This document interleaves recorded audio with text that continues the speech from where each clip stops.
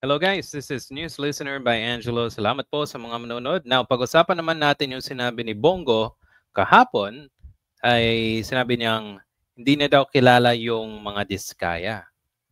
Ano sa tingin niyo guys? Believe na ba kayo sa sinabi ni Bongo na hindi niya kilala yung mga diskaya? Okay? Pag-usapan natin to. And let's watch a few clips from GMA. Sabi dito, Senator Bongo on Thursday maintained that he has no connection with contractors Curly and Sara Discaya.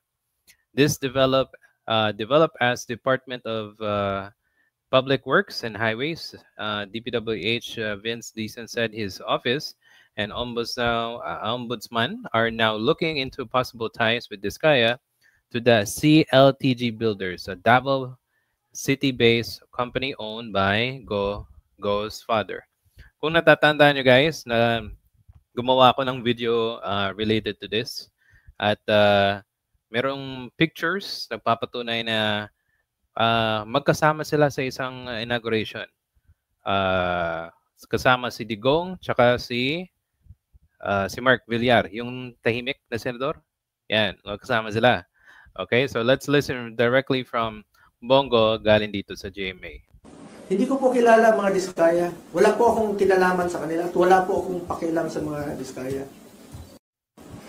Okay, yan Sabi niya, wala daw siyang pakialam, hindi na daw kilala ang mga diskaya at hindi daw sila naging konektado.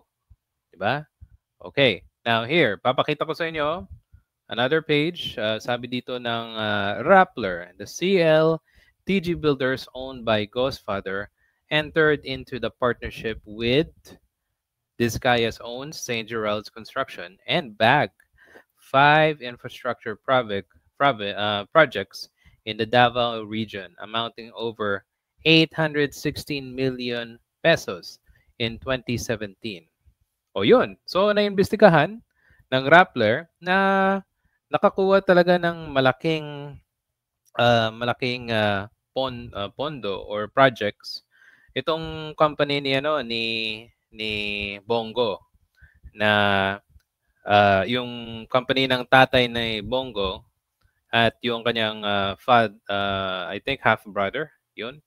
Nakakuha sila ng napakalaking 860 million only in 2017 Pero hindi pa natin alam yung iba pang amounts from let's just say from 2018 onwards, 'di ba?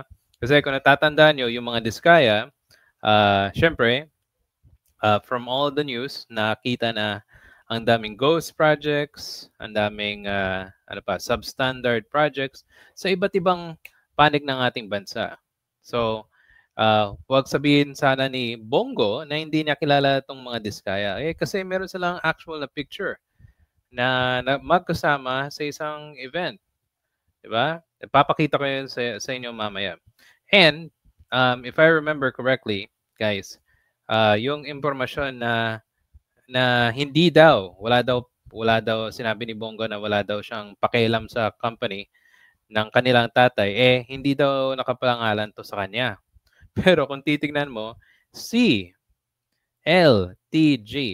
ito yung initials, okay? Para as a reminder, ito yung mga initials ng pangalan ni Bongo, okay? Yung pangalan niyang Christopher, nakalimutan ko yung L Pero Christopher LT Go, yung last. Okay? At konektado talaga sila. Okay. Ito, pakita ko na sa inyo guys yung another page dito sa aking medyo maliit ata.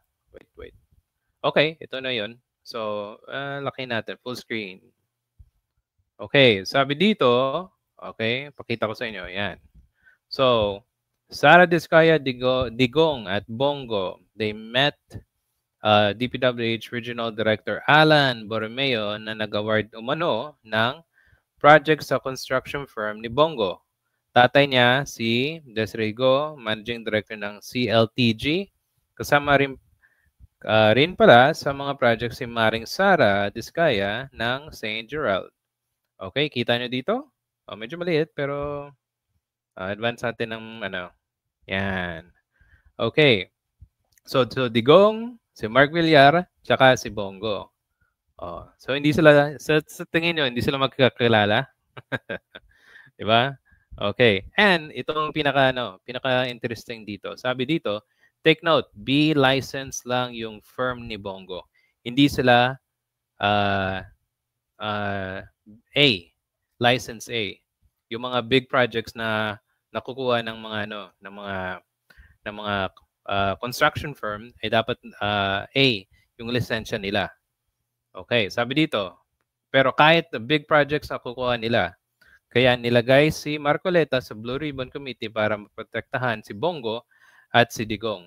Yun ang yung ginagawa na ni Marcoleta nung una eh. Kung natatandaan nyo guys, si Sara Diskaya at si Curly Diskaya, yung kanilang mga politiko na dinawit ay yung mga kalaban lang ng mga Duterte. Yung bumoto talaga ng impeachment case ni Sara Duterte, yun ang mga politiko na konektado daw kay Sara Diskaya.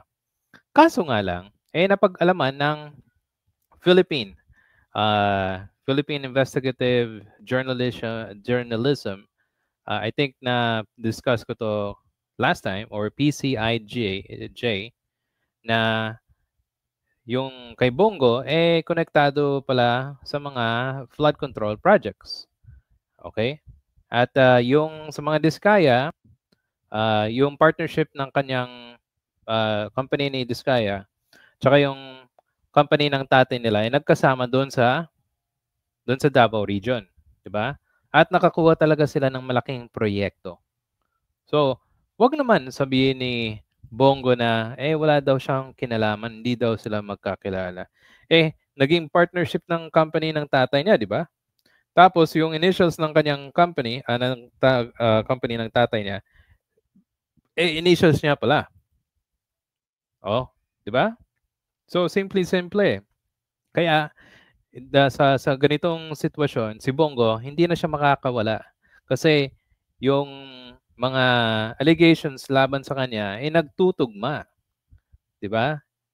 Oh, tapos si former Senator Sonny Trillanes ay kakasuhan niya si Bongo ng plunder. Connection dito sa infrastructure scandal na nangyayari sa ating bansa. So, ano sa tingin nyo guys? Ba?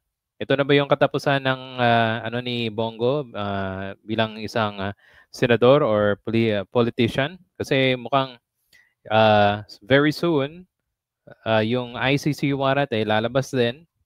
Tapos may mga kasong plunder at saka connected siya sa ganitong skandalo, 'di ba? At natatandaan ko rin, just to add some information, meron ding projects na malapit sa kanila na substandard din, which konektado kay Bongo, kay Bongo also yung company nila, 'di ba?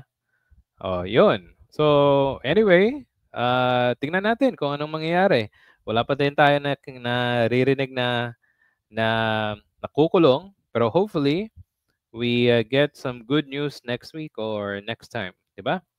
All right, guys, if you have any comments or suggestion, please like, subscribe, and I'll see you in the next video. Salamat po sa pakikinig.